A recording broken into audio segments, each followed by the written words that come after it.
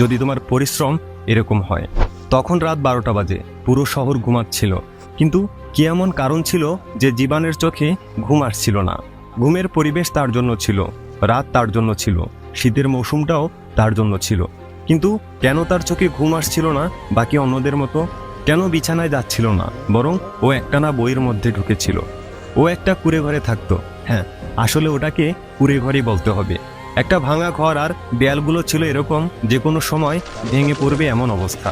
আজ ওই ছেলেটা কিছু খায়নি, কারণ ঘরে আজ কোনো খাবার বানানো হয়নি।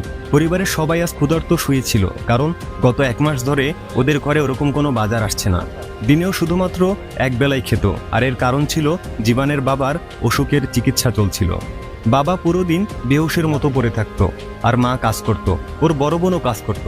আর জীবন অনেক ছোট ছিল, তারপরে যতটুকু পারত ঘরের জন্য কিছু না কিছু করার চেষ্টা করত। ওর অবস্থা এমন